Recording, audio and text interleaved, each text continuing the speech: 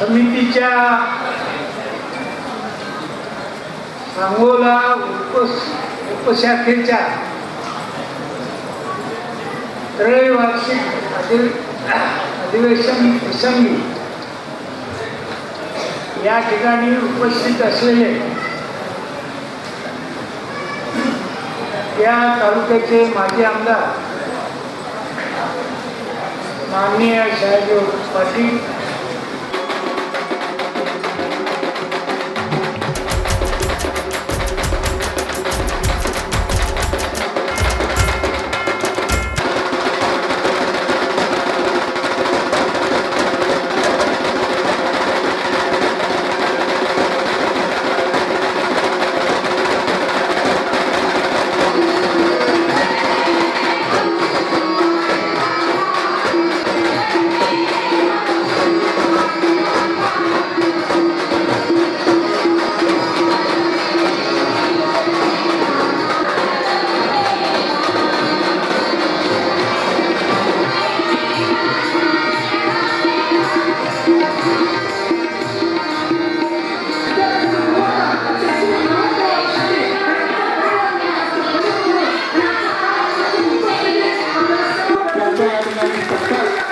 सत्कार होतो त्यांचा सत्कार जगन्नाथ जगताप साहेबांनी करावा असे त्यांना विनंती करतो। नुकताच आबांचा वाढदिवस झाला। आबांनी आबांकडे पाहिल्यावर असं वाटत नाही की 92 वर्षातून ते 93 वर्षामध्ये पदार्पण करतायत। अतिशय चांगली सेवा, वाढदिवसाच्या लक्षलक्ष शुभेच्छा। आपण सकाळी व्हावं आणि आपल्या हातून ही जी समाजकार्य आहे ते असं अखंडपणे ठेवत राहावं आणि येणाऱ्या अगदी 4थ्या-5व्या पिढीलाही आपलं मार्गदर्शन लाभत राहावं आणि आपलं नेतृत्व जे आहे ते नेतृत्व असं करत राहावं अशी ईश्वराची मी प्रार्थना करतो।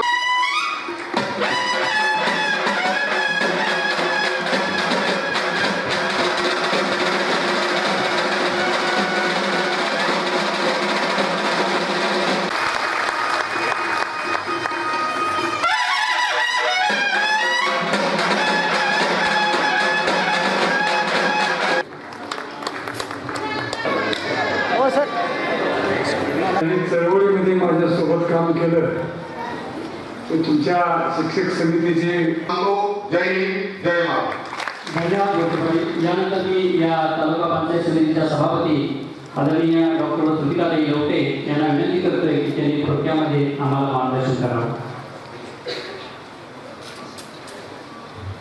शाखा समितीच्या स्तरावर जे काही सहकार्य लागेल ते सर्वतोपरी सहकार्य करण्याचं मी या ठिकाणी आश्वासन देते आणि या ठिकाणी वेळ कमी असल्यामुळे थोडक्यातच माझं मनोगत आटोपत घेत आहे।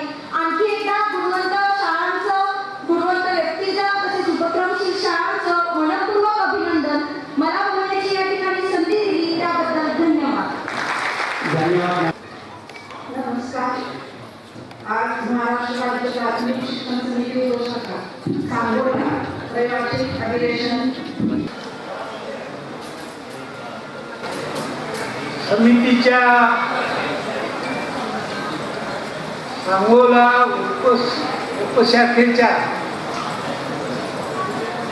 त्रैवार्षिक अधिवेशन प्रसंगी या ठिकाणी उपस्थित असलेले या तालुक्याचे माजी आमदार माननीय शहाजी पाटील, या अधिवेशनाचे अध्यक्ष माननीय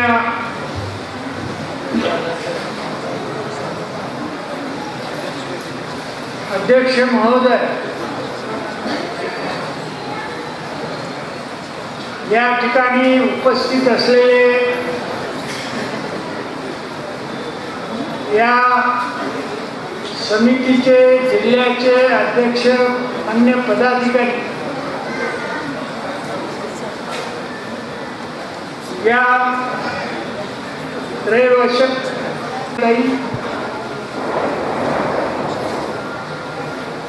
पंचायत समितीचे माजी सभापती बाळासाहेब काटकर यांनी मार्गदर्शन केलं ते जिल्हा परिषदेचे माजी सदस्य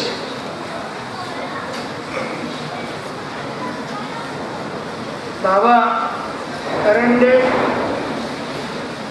या ठिकाणी उपस्थित असलेले पंचायत समितीचे सगळे सदस्य,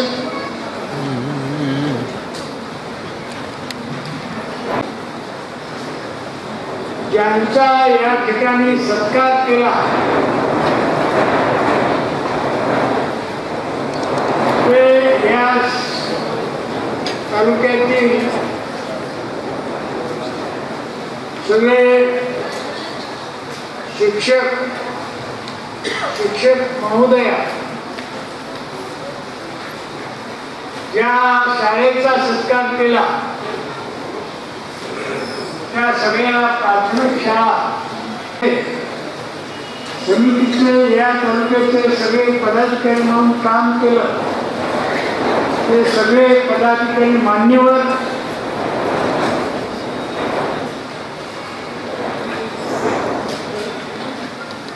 बंधूंनो आणि भगिनी, गेल्या 25 तारखेपासून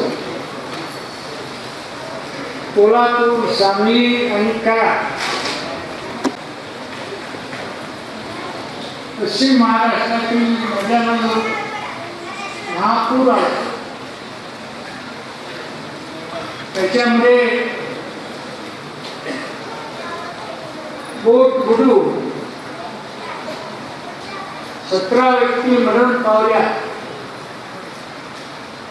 त्यांना अधिवेशनाच्या वतीनं, माझ्या वतीनं, तुमच्या सगळ्यांच्या वतीनं भावपूर्ण श्रद्धांजली अर्पण करतो. त्याचप्रमाणे या पुरामध्ये जवळजवळ शेकडो जनावर वाहून गेली. 2.5 लाखापेक्षा जास्त व्यक्ती गेल्या 8 दिवसापेक्षा अधिक काळ घरदार सोडून छावणीमध्ये जीवन जगतायत. अनेकाला 3-3 दिवस प्यायचं पाणी मिळालं नाही. ही जी आपत्ती आलेली आहे त्या आपत्तीचं निवारण आपण सर्वजण त्यांना मदत करू. एक मतानं आलेल्या संकटाला सामना देतो हे दाखवून घेऊया अशा तऱ्हेचं विचार प्रथम मी मांडतो. त्याचप्रमाणे आपले जे प्रश्न आहेत त्या प्रश्नाच्या बाबतीमध्ये या समितीची स्थापना माझ्या आठवणीप्रमाणे 57-58 वर्षापूर्वी झाली. अनेक चळवळी केल्या शिक्षकांच्या प्रश्नासाठी. अगदी सांगितल्याप्रमाणे 54 दिवसाचा संप सुद्धा केला. आपले जे अनेक प्रश्न आहेत त्याच्यामध्ये महत्वाचा जो प्रश्न आहे तो 5 सालानंतर ज्यांची शिक्षक म्हणून नेमणूक झाली त्यांच्या पेन्शनच्या बाबतीमध्ये आपली जी मागणी आहे, सगळ्या शिक्षकाची मागणी आहे, त्याचप्रमाणे सगळ्या सरकारी कर्मचाऱ्यांची, अधिकाऱ्यांची जी मागणी आहे ती पूर्ववत 5 सालाच्या अगोदर जी पेन्शन योजना होती ती पेन्शन योजना लागू करावी अशी जी आपली मागणी आहे त्या मागणी आशादायक यश मिळेल अशा पद्धतीने आपले निरनिराळे प्रश्न आहेत. 7व्या आयोगामधल्या त्या त्रुटी आहेत, त्या सगळ्या प्रश्नाची आपण इथं चर्चा केली असेल. ते सगळे प्रश्न जे आहेत ते प्रश्न सोडवण्यामध्ये समितीनं गेल्या 57-58 वर्षीच्या काळामध्ये या राज्यातील जे प्राथमिक शिक्षक आहेत त्यांचे प्रश्न सोडवण्यासाठी सरकार दरबारी हे प्रश्न मांडून चळवळी करून या काही प्रश्नाची सोडवणूक करून घेतलेली आहे, काही प्रश्न अनिर्णित राहतील.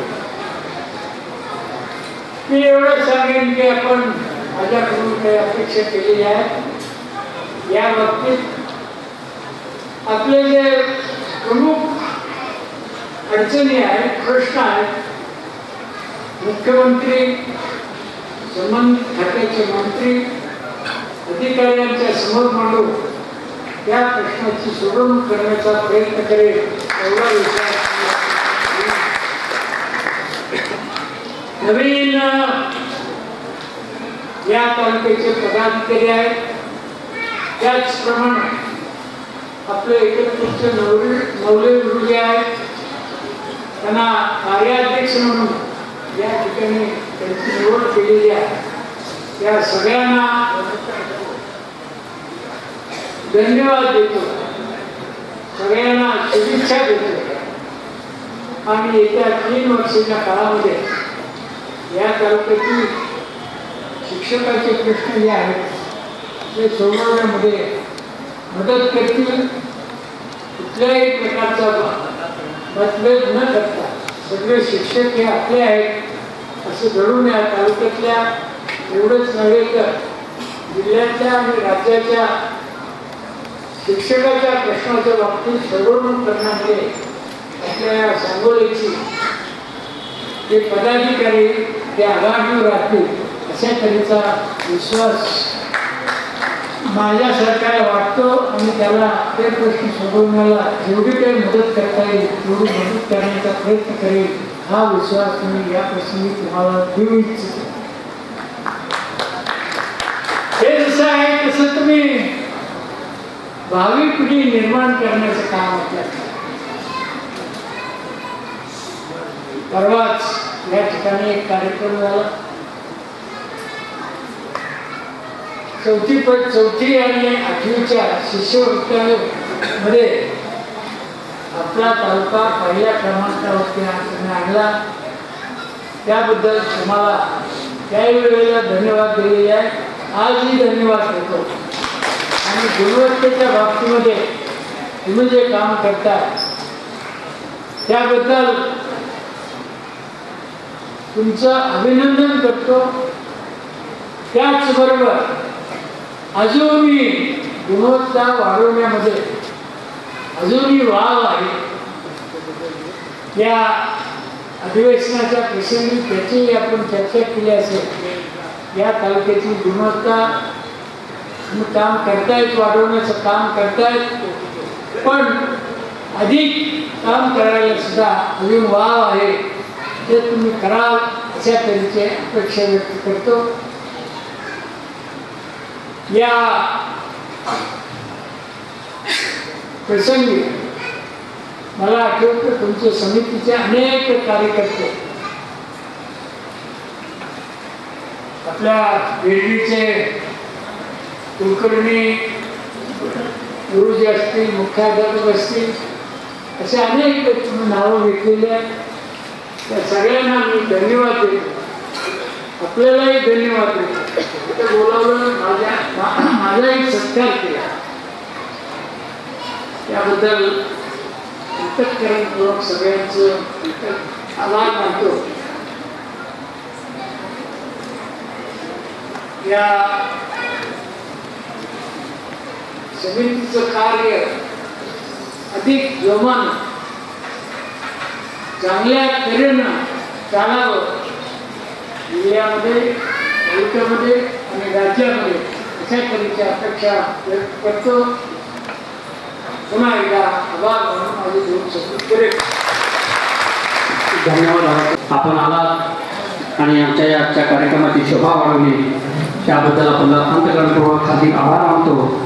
आणि सर्वांना विनंती आहे की आपला केंद्र संघटकाचा सत्कार आणि इतर जो कार्यक्रम आहे तो चालूच राहील. फक्त आबासाहेबांना या ठिकाणी जाण्याची आपण परवानगी देते. उपसभापती, जिल्हा परिषदेचे सर्व सदस्य आणि सर्व मान्यवरांना विनंती करणार आहे की आपण स्टेजवर थांबावं.